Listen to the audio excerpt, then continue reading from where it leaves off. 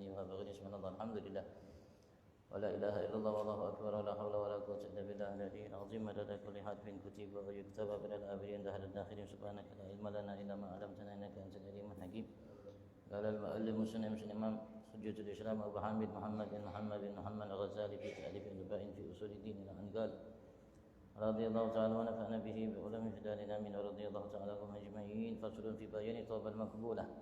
التوبة إذا استجمعت شرائطها فهي مقبولة لا محالة ولا يخفى عليك ذلك.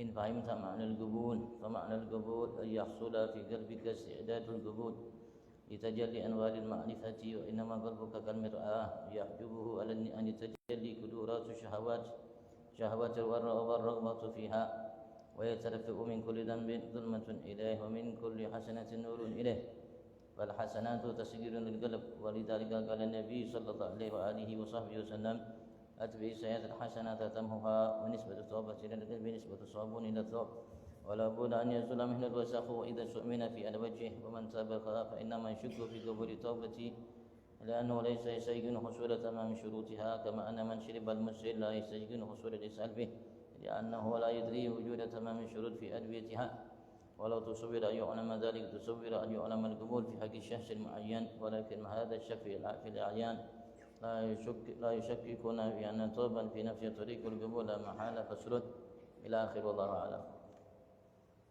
Alhamdulillah,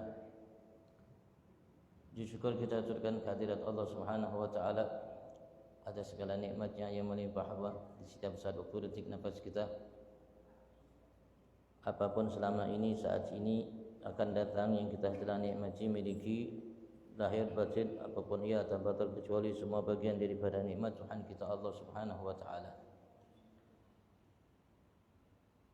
Mudah-mudahan sebab kumpul kita saat ini di tempat yang penuh nikmat ini, salah satu taman daripada taman surga Allah, saat ini kita semua sedang bersimpul di hadapan Allah, berupaya untuk meyakini semata hamba Allah, semata taufik hidayah dari Allah. Kita berupaya untuk mempelajari apa yang pernah diwariskan olehnya terhadap nabinya terhadap pewarisnya, untuk kita pelajari, untuk kita pahami, agar kita mampu melaksanakan apa yang telah selama ini kita ikrarkan di hadapan Tuhan kita Allah Subhanahu wa taala dan selalu kita ikrarkan di hadapannya atas setiap rakaat kita. Iyyaka na'budu wa iyyaka nasta'in ihdinas siratal mustaqim. Mudah-mudahan Allah Subhanahu wa taala sebab berkahnya ia sempurnakan segala nikmatnya kepada kita dan digolongkan kita sebagai hamba-hamba yang pandai mensyukuri segala nikmatnya. Allahumma amin. Dan nantiasa salawat salam Allah limpah ruahkan ke hadirat junjungan agung kita Nabi besar Muhammad sallallahu alaihi wasallam yang dijadikan oleh Tuhan kita ya Allah Subhanahu wa taala terhadap setiap kita dan setiap makhluknya sebagai sumber nikmat baginya, dan atas keluarganya, sahabatnya, pengikut dan para pencintanya. Kita berharap semua kita digolongkan oleh Allah sebagai pengikut dan pencinta Nabi kita Muhammad. Allah jadikan kita semuanya dicintainya, hamba yang dicintai, dicintai oleh Nabi Muhammad. Kita berharap kalau Allah masukkan kita ke dalam surga bersama Nabi Muhammad sallallahu alaihi wasallam. Amin. Allahumma amin amin Allahumma amin. Setelah minggu yang lalu dijelaskan bahwasanya taubat itu wajib bagi setiap kita dalam setiap keadaan kita. Dia mengatakan adapun wajibnya taubat itu pada setiap keadaan kita, karena manusia itu tidak lepas dalam seluruh keadaannya dari perbuatan dosa yang dilakukan oleh anggota tubuhnya atau yang dilakukan oleh hatinya. Dan seorang manusia itu tidak lepas dari akhlak budi pekerti yang tercela, yang diwajibkan secara agama untuk ia membersihkan dirinya, hatinya, anggota tubuhnya, ucapannya, perbuatannya darinya. Karena sesungguhnya akhlak itu, begitu juga dosa itu membuat dia jauh dari Tuhannya Allah Subhanahu wa taala. Dan ketika kita menyibukkan diri kita untuk memungut, mencopot, menghilangkan dari diri kita, dari anggota tubuh kita perbuatan dosa atau dari akhlak yang tercela itu namanya taubat. Karena ia kembali dari jalan yang jauh dari Tuhannya Allah Subhanahu wa taala ke jalan yang dekat. andaikan seseorang di antara kita bersih dari semua itu, tidak berbuat dosa dengan anggota tubuhnya, hajinya, dalam ucapan, perbuatannya, lahir batinnya, dan sudah tidak memiliki lagi akhlak yang tercela. Andaikan tidak lagi memiliki akhlak yang tercela, bersih sudah, maka barangkali ia tidak lepas dari ghaflah anillah, lalai terhadap Tuhannya Allah Subhanahu wa taala, lupa terhadap Tuhannya Allah Subhanahu wa taala. Maka lalai itu juga walaupun sesaat, walaupun sedetik atau senafas atau sekejap mata dari Allah Subhanahu wa taala adalah jalan untuk dia menjauh dari Allah Subhanahu wa taala. Maka karena itu ia harus kembali kepada Allah Subhanahu wa taala dengan mengingatnya. Karena itu Allah mengatakan, ingatlah Tuhanmu Allah Subhanahu wa taala idza nasita, apabila engkau lupa. Sedikit dari yang sebelumnya. Faslun, fasal fi bayani taubah maqbulah, di dalam penjelasan taubat yang diterima itu. At-taubatu, taubat itu idza sajma'at syara'ituha, apabila terkumpul atau dilaksanakan oleh seseorang hamba yang bertaubat itu syarat-syarat diterimanya taubat itu, fahiya maqbulatun, maka taubat itu maqbulah, diterima oleh Allah Subhanahu wa taala secara syariat, la mahala, pasti, tidak mungkin salah, tidak mungkin tidak. Kalau memang seorang melakukan taubat dan ia sempurnakan syarat-syarat taubat yang ada, pasti diterima oleh Allah Subhanahu wa taala. Tidak mungkin tidak mungkin tidak. Kecuali kalau ketinggalan salah satu di antara syaratnya. Tapi kalau ia laksanakan semuanya, pasti diterima.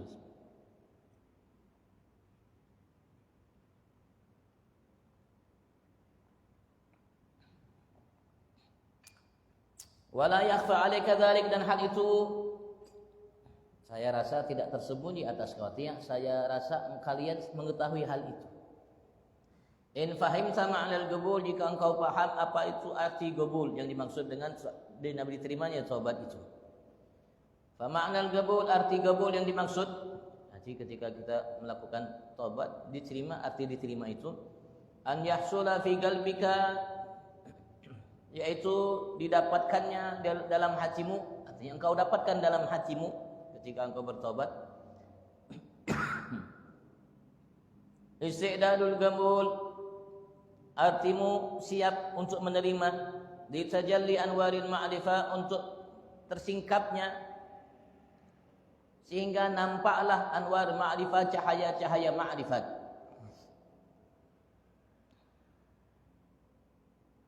Ana dosa bintik hitam yang membuat hati kita redup cahayanya. Ketika taubat kita diterima oleh Allah Subhanahu wa taala, artinya hati itu sudah mulai namanya mampu menerima cahaya. Tersingkat dalam hati itu namanya kegelapan yang berkat dosa salah yang kita lakukan itu dengan cahaya ma'rifat. Cahaya ma'rifat, cahaya untuk kita mengenal Tuhan kita Allah Subhanahu wa taala, sehingga kita mampu mengenal siapa diri kita dan mampu tahu mengenal apa yang harus kita lakukan dalam hidup kita agar kita sukses bahagia. Wa innama qalbuka kal mir'ah, dan sesungguhnya hanyalah hatimu itu kal mir'ah, seperti kaca, seperti cermin. Hati kita seperti cermin. Yahjubuhu anit tajalli, yang menghalangi ia untuk bisa tajalli, menyingkap. Artinya kelihatan. Cermin itu yang kita lihat adalah kita dari cermin itu, sehingga dengan cermin itu kita melihat kita.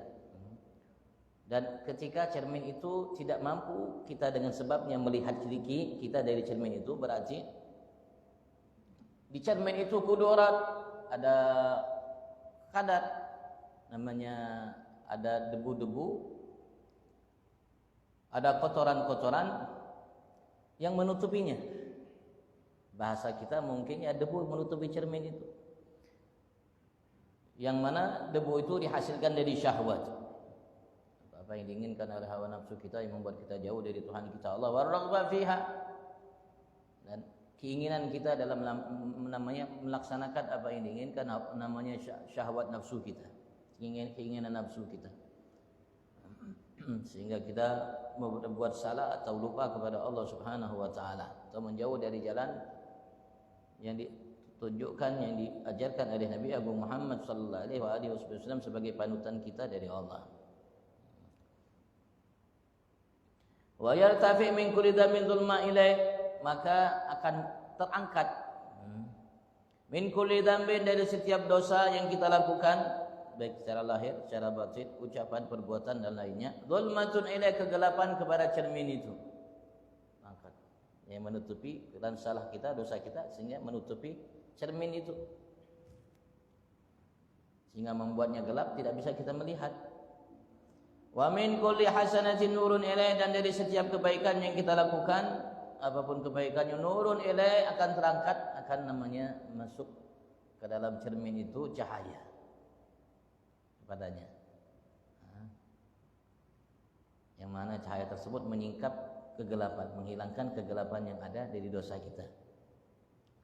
Kalau kita berbuat dosa, cahaya itu ditutupi dengan kegelapan dosa kita. Kalau kita berbuat kebaikan, kebaikan itu akan menyingkap kegelapannya dari sebab dosa kita yang membuat kaca itu menjadi gelap. Fal hasanatu, maka al-hasanat, kebaikan-kebaikan yang kita lakukan itu tasqilul lil galab, bisa membuat hati kita menjadi tasqil, syukur, menjadi jernih.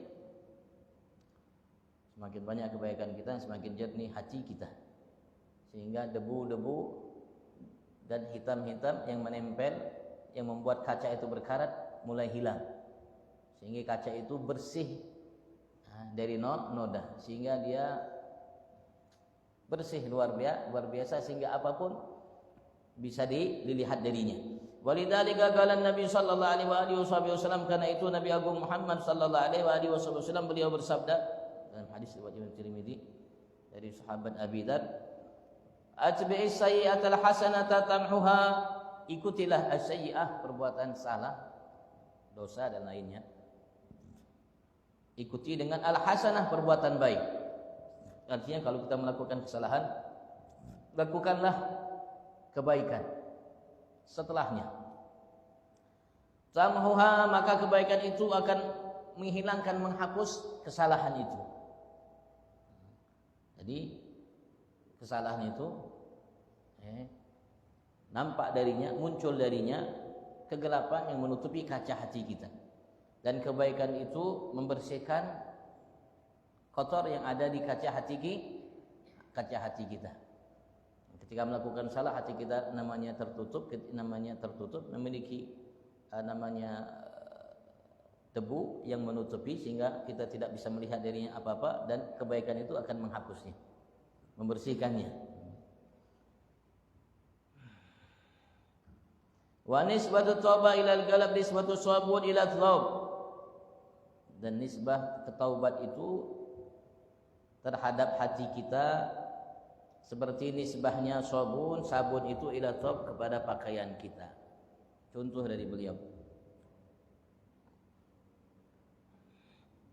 wala budda an yazula minul wasakh, maka pasti akan hilang dari baju itu al-wasakh, kotor yang ada, yang melengket, baik debu dan lain sebagainya. Idza su'mila fi al-wajhi, apabila dipakaikan sabun itu sesuai dengan caranya, sesuai dengan cara pakainya. Kalau dipakai sabun itu untuk membersihkan baju yang kotor itu sesuai dengan cara pakainya, maka kotor yang ada di baju itu akan hilang. Baju itu menjadi bersih kembali. Wa man tab, dan siapapun yang bertobat, fa inna ma yashuk fi qabulit taubah, sesungguhnya ia ketika merasa ragu dalam diterimanya taubat itu, siapapun yang bertobat, tapi ketika dia bertobat, dia merasa ragu apakah diterima taubatnya atau tidak itu, li'annahu, karena sesungguhnya ia laisa yastaygin husul tamami syurutiha, karena dia tidak merasa yakin dia telah melaksanakan semua syarat-syarat yang membuat sempurna taubat itu. Ketika dia tidak merasa meyakini ia telah melaksanakan syarat-syarat taubat dengan sempurna, maka ada keraguan dalam hatinya, apakah diterima taubat itu atau tidak darinya. Sebabnya itu, Bang. Tapi kalau seandainya dia yakin dia telah melaksanakan syarat-syaratnya secara sempurna, insya Allah keraguan itu akan hilang. Dan dia yakin akan taubatnya diterima oleh Allah Subhanahu wa taala. Dan bukan syarat taubat itu kita tidak mengulangi perbuatan dosa lagi, enggak. Barangkali kita akan jatuh lagi dalam perbuatan dosa. Barangkali dosanya itu juga. Tapi tatkala kita melaksanakan taubat sesuai syaratnya, maka dosa yang kita lakukan itu akan diampuni oleh Allah Subhanahu wa taala, dan taubat kita diterima oleh Allah Subhanahu wa taala kalau kita menjalankan surutnya, syarat-syaratnya. Yang jelas kita sudah bersihkan hati kita dari kotor yang disebabkan oleh dosa itu, sehingga hati kita menjadi bersih lagi seperti kaca tadi, seperti baju tadi. Nah, kemudian kalau seandainya kita mengulangi kembali, maka kita harus kembali untuk bertobat dan sempurnakan syarat tobat, sehingga kita kembali membersihkan hati kita, diri kita dari noda, dari sebab yang disebabkan oleh dosa tadi, al-fata, lupa tadi, bersih lagi. Kama anaman syaribal musyir, sebagaimana sesungguhnya siapapun yang minum al-musyir, minum sesuatu yang membuat dia ishal, sakit, bahasa kita bocor. Bocor, buang air terus. La yasayyin husul al-isal bih, ketika ia minum sesuatu atau makan sesuatu yang membuat namanya dia akan bocor. Buang-buang air bahasa kita ya. Ketika ia namanya minum itu, makan hal tersebut, dia tidak yakin bahwasanya minuman itu akan membuat ia namanya buang air terus.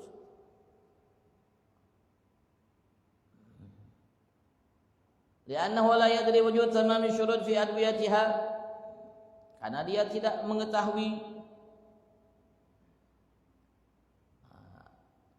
apakah makanan tadi, minuman tadi memenuhi syarat sehingga ia buang-buang air.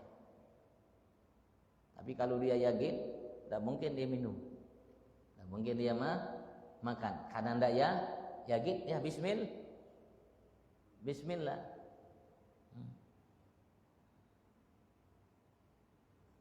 Walau tusawwir ayyu ulama dzalik,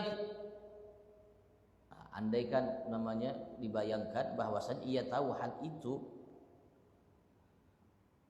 maka pasti dia akan tinggalkan namanya minuman tersebut, sehingga tidak membuat dia namanya mengidap penyakit tersebut, namanya penyakit apapun tidak nyaman.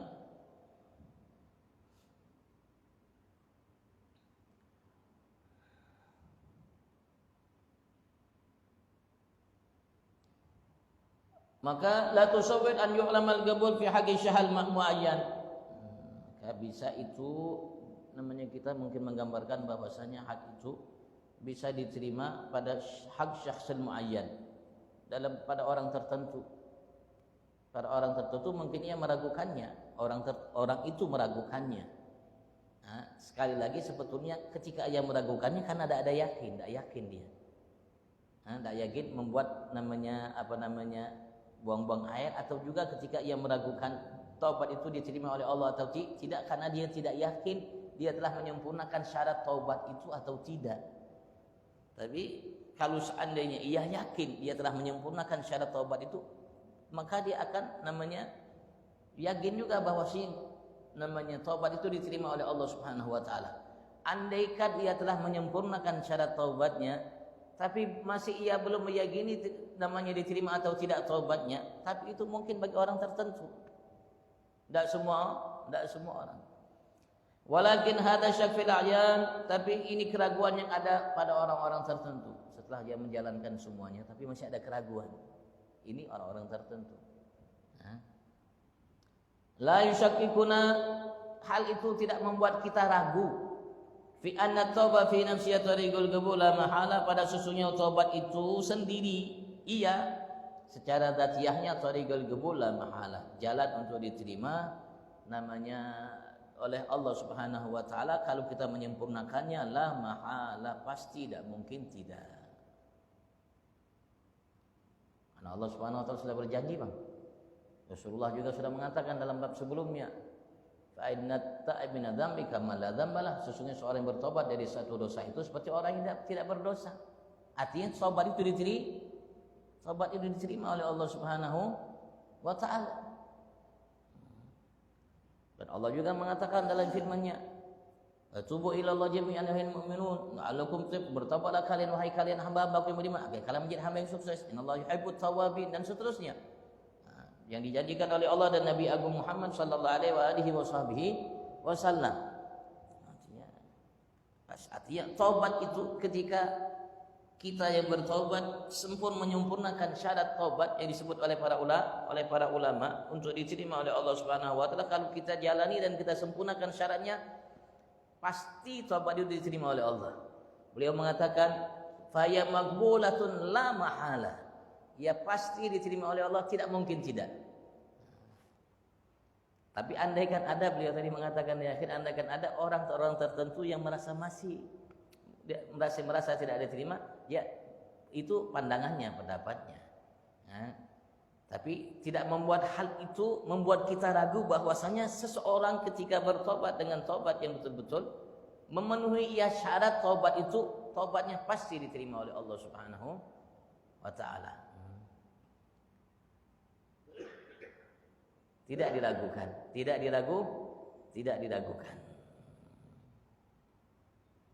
Kalau masih ragu lagi, ya kapan? Yakin itu mantap.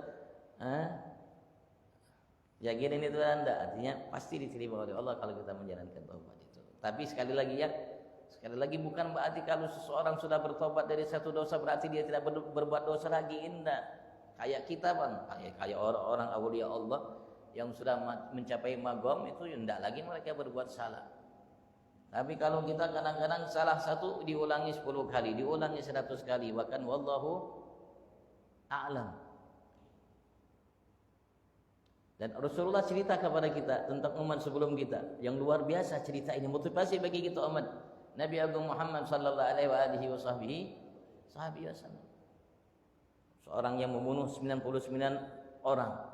Pembunuh umat sebelum kita, dia membunuh 99 orang. Jagau luar biasa. Barangkali kada beuntal Bang, kalau kita beuntal. Jadi wani Bang. Mungkin orang bahari tidak beuntal, orang zaman dulu wallahu alam ya. Artinya betul-betul berani, dia bisa membunuh 99 orang. Tapi dia ingin bertobat kepada Allah Subhanahu wa taala dengan tobat sungguh-sungguh. Maka dia cari siapa yang bisa menunjukkan jalan untuk dia memenuhi tobat yang sungguh-sungguh itu. Tunjukkan itu ada orang ahli ibadat. Ada orang ahli ibadat. Khalwat terus kerjaannya. Maka dia datang, ya fulan, ya abid. Aku ingin bertobat. Apakah tobat aku bisa diterima oleh Allah? Ditanya, apa salah? Aku telah membunuh 99 manusia. 90. Ahli abid itu mengatakan kau telah membunuh 99 manusia. Tidak, Allah tidak akan terima tobat. Karena dosanya besar. Saking dosanya besar itu ada sebagian ulama mengatakan dosa membunuh orang itu tidak terima oleh Allah Subhanahu wa taala. Artinya tidak akan diampuni oleh Allah Subhanahu wa taala. Saking besar dosanya. Maka Allah pun dalam Al-Qur'an menyampaikan kepada kita apa yang ancaman Allah tentang seorang yang membunuh seseorang. Maka seorang ahli abid itu mengatakan, "Tidak. Dosamu tidak akan diampuni oleh Allah, engkau tidak akan diterima taubatmu oleh Allah Subhanahu wa taala." Mendengar kalimat itu, dibunuhnya abid. Bukan ustadz, abid, orang ahli ibadat. Pas 100 manusia, 100 orang dibunuh, tapi ingin taubat. Keinginan taubat itu masih melekat dan mengyang-yang dalam hatinya, benak pikirannya. Maka ia bertanya lagi, siapa yang bisa menunjukkan jalanku? Bagaimana aku bisa bertobat dari dosaku ini? Coba ada ustaz. Coba kau datangi ustaz itu. Datangi, jangan berkata, "Ustaz, anak ini berbuat salah, anaknya pengen bertobat dari kesalahan anak ya Ustaz. Kayak apa caranya? Bagaimana caranya bisa tobat saya diterima oleh Allah? Apa dosa membunuh 100 orang? Oh, Allah Subhanahu wa taala Maha penerima taubat. Jelas kau harus mesalih disebutkan syaratnya, tapi engkau tidak akan pernah mampu menjalani taubat itu kalau kau masih tinggal di tempat. Nanti masih kelahi lagi Bang, masih macam-macam ini. Banyak orang tidak baik. Kalau engkau ingin sungguh-sungguh dalam bertobat, datang itu. Ada desa di sebelahmu itu banyak orang baik. Kalau engkau ingin betul-betul mau bertobat, engkau tinggalkan desamu, pergi ke sana. Insya Allah engkau akan diterima taubat, engkau akan menjadi orang baik. Mendengar kalimat itu sungguh-sungguh dia untuk menuju tempat itu, meninggalkan tempatnya untuk bertobat kepada Allah Subhanahu wa taala. Ternyata baru jalan meninggal, bukan karena sebab namanya tersandung kendaraannya, apa untanya atau namanya kudanya atau lainnya, jatuh mati meninggal. Jatuh meninggal. Sampai Rasulullah mengatakan turun malaikat taubat, malaikat adab. Malaikat namanya rahmat, malaikat adab. Malaikat adab mengatakan ini bagianku. Dosanya 100 orang dibunuh olehnya, enggak gampangan jar. Kalau malaikat rahmat mengatakan enggak, ini bagianku, dia bertobat dengan sungguh-sungguh kepada Allah Subhanahu wa taala atas dosanya itu. Enggak, ini bagianku. Sampai Allah turunkan malaikat yang ketiga untuk mendamaikannya. Singkat cerita diterima taubatnya, Masya Allah.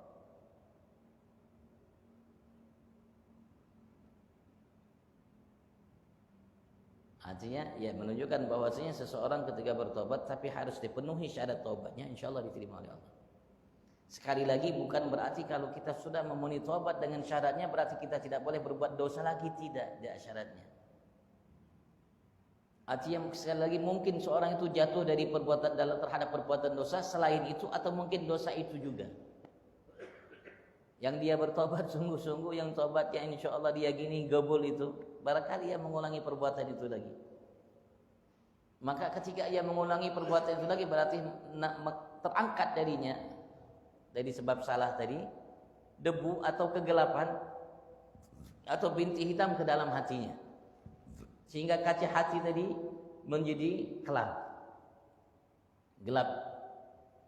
Kalau dia bertobat kembali darinya dengan tobat nasuha, maka tobat itu akan membersihkannya sehingga jernih kembali. Begitu seterusnya. Sampai Imam Ghazali beliau mengatakan, wallahu alam, di sini mungkin disebutkan atau tidak oleh beliau nanti dalam karya beliau Minhajul Abidin, selagi kita mampu untuk melakukan salah dosa, jangan sampai kita tidak mampu untuk bertobat kepada Allah. Setiap kali kita melakukan salah dosa, jangan sampai kita tidak mampu untuk bertobat kepada Allah. Engkau mampu berbuat dosa itu, jangan tidak mampu untuk bertobat kepada Allah Subhanahu wa taala. Yang jelas ketika kita bertobat, tobat itu diterima oleh Allah, maka dosa itu habis hilang. Tinggal kalau kita kembali melakukan dosa, maka yang ada itu aja. Yang kemarin hilang. Artinya kotor yang ada itu aja. Kotor yang kemarin sudah hilang bersih. Ketika kita kembali bertobat, kotor yang baru ini hilang lagi. Kalau kita kembali melakukan namanya dosa lagi, maka namanya ada kotoran yang baru lagi. Yang kemarin bersih sudah tidak ada lagi hilang. Kenapa? Karena taubat yang kita lakukan. Tinggal yang harus kita bersihkan dosa yang ini, kotor yang baru ini aja. Begitu juga seterus. Kalau kita tidak bertobat, ini kotor, sehingga takutnya kotor itu meliputi namanya menutupi hati kita sehingga tidak tersisa cahaya darinya. Kalau sudah tidak tersisa cahaya darinya, susah nanti untuk bertobat kepada Allah Subhanahu wa taala. Seperti kita kalau berhutang sedikit, ya kalau kita ada uang bayar nyampe. Kalau diutang sedikit tidak dibayar, hutang lagi tidak dibayar, hutang lagi tidak dibayar, sehingga hutangnya menumpuk. Kira-kira susah tidak dibayarnya? Ya repot untuk dibayarnya. Sudah menumpuk.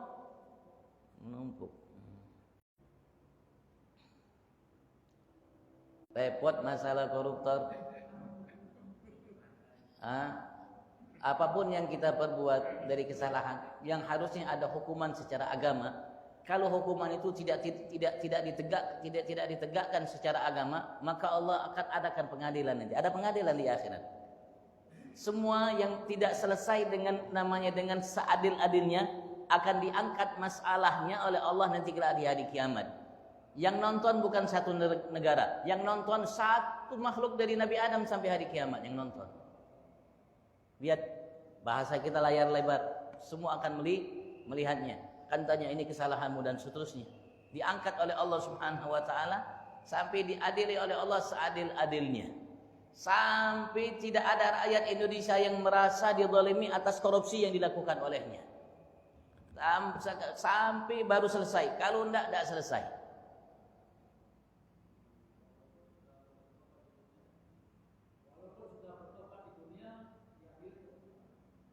Andaikan ia bertobat, makanya tobat di dunia itu harus dia penuhi syaratnya. Tadi kan beliau ngomong, andaikan dipenuhi syarat-syarat tobat semuanya, pasti diterima oleh Allah Subhanahu wa taala. Tapi kalau dia tidak penuhi syarat semuanya, itu berarti diragukan untuk diterima oleh Allah Subhanahu wa taala. Syarat-syaratnya yang untuk dipenuhi sampai ulama mengatakan 3 ya. Kalau memang dia namanya syarat tobat nasuha itu, 1 menyesal atas perbuatan yang dilakukan. Atau kemarin sudah belum ya? Menyesal, mungkin sudah. Yang kedua, meninggalkannya. Yang ketiga, bertekad untuk tidak mengulangi kembali perbuatannya, perbuatan dosa itu. Ini syaratnya. Kalau ada urusan dengan manusia, maka ia selesaikan urusan itu. Ya. Itu yang keempatnya. Artinya Rasulullah mengatakan, andaikan kalian bermasalah dengan sesama kalian, kata Rasulullah sallallahu alaihi wasallam, falyastahlil minhul yawm, maka hendaklah ia minta dihalalkan dari orang yang ia bermasalah dengannya hari ini, kata Rasulullah, yaitu ketika masih hidup di dunia, sebelum nanti tidak bermanfaat dinar dirham di hari kiamat. Jangan minta halal di sana, repot di sana. Kalau mau minta halal saat ini, ketika masih hidup minta halal kepada semuanya.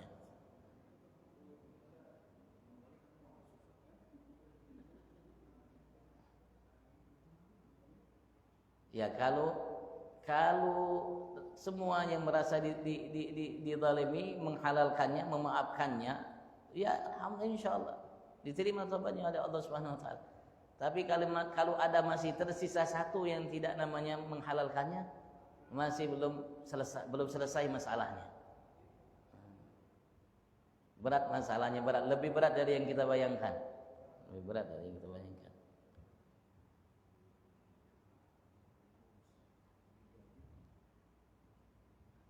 Rasulullah pernah mengatakan, barang siapa yang mencuri tanah walaupun 1 jengkal, maka tanah yang dicuri itu akan dikalungkan pada tubuhnya nanti di hari kiamat.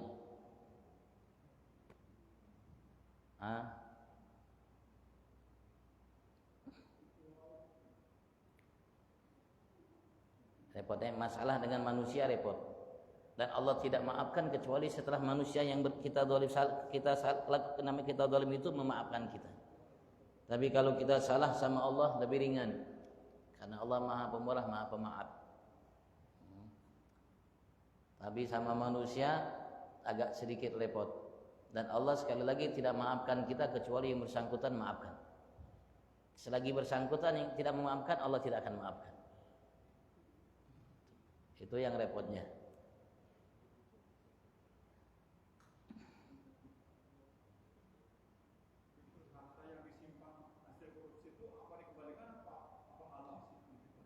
Makanya ya, termasuk sekali lagi, kalau memang tobatnya betul, maka ia harus kembalikan semua harta yang ia curi secara zalim atau ia korupsi secara zalim, kembalikan kepada yang berhak. Kembalikan kepada yang berhak semuanya. Nah, itu menunjukkan tobatnya itu betul-betul. Sampai ia berupaya mengingat kira-kira apakah masih ada yang harus saya lakukan untuk taubat saya diterima oleh Allah Subhanahu wa taala. Sampai ia merasa betul-betul telah menjalankan semuanya. Tapi adakah orang yang seperti itu? Kenapa? Kalau sudah makan dari yang haram, kalau sudah seseorang makan dari yang haram, kata Rasulullah, man nabata lahmu min suhdin fannaru aula bih. Siapa yang namanya daging tubuhnya namanya tumbuh dari yang halal, dari yang haram, api neraka lebih utama baginya. Rasulullah pernah mengatakan juga dalam sabdanya, man akalal halal asad jawari syama wa alima aw lam ya'lam, wa man akalal haram asad jawari syama alima aw lam ya'lam. Barang siapa makan yang halal, maka anggota tubuhnya akan melakukan yang halal. Ia mau atau tidak, ia tahu atau tidak. Begitu juga sebaliknya, barang siapa makan yang haram, maka anggota tubuhnya akan berbuat haram. Dia mau melakukannya atau tidak, dia sadari atau tidak. Makanya Rasulullah ketika seorang sahabat ada minta, "Ya Rasulullah, doakan biar doa saya ini dikabulkan oleh Allah Subhanahu wa taala." Rasulullah mengatakan syaratnya satu aja, Rasulullah. Atib mat'amak tu saja, tidak baca. Makan yang halal, doamu akan dikabulkan Allah. Maksudnya makan, minum, juga pakaian dan semua yang halal, doamu akan dikabulkan oleh Allah Subhanahu wa taala.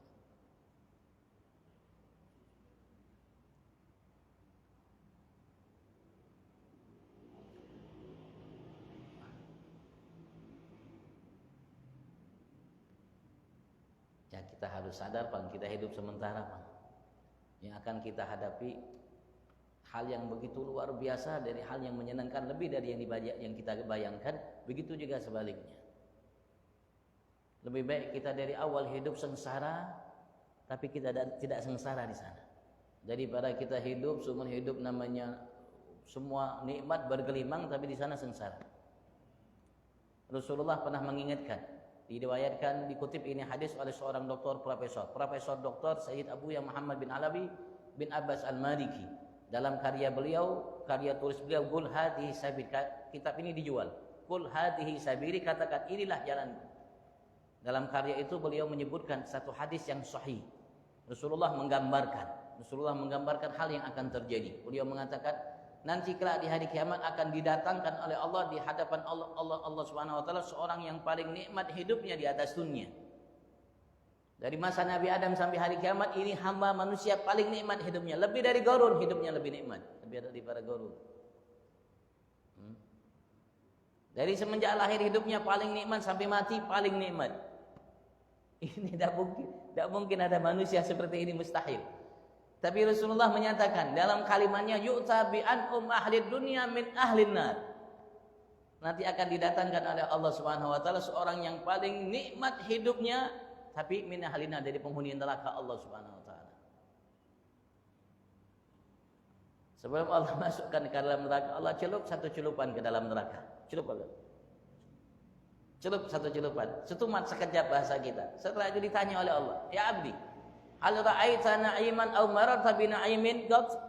Wahai hambaku, apakah engkau pernah melihat, merasa atau pernah melalui dalam masa hidupmu, seumur hidupmu, kenikmatan walaupun sesaat, walaupun kecil, walaupun hanya sesaat? Apa jawabnya? La ya Rabb.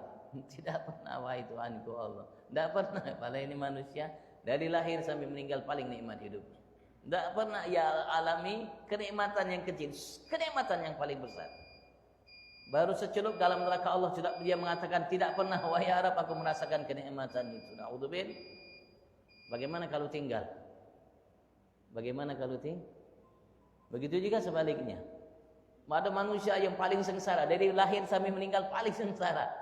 Tapi penghuni surga Allah, sebelum Allah masukkan ke dalam surga, Allah celup ke dalam surga satu celupan. Allah tanya, "Wahai hambaku, apakah pernah engkau lihat atau lalui walaupun sesaat kesengsaraan seumur hidupmu?" Beliau mengatakan, "Tidak ya, tidak pernah aku sengsara. Hidupku nikmat." Baru secelup, satu celupan di dalam surga Allah. Bagaimana kalau tinggal selamanya? Wallahu a'lam. Benar, Allah jadikan kita penghuni surga. Hadratin Nabi Al-Fatihah.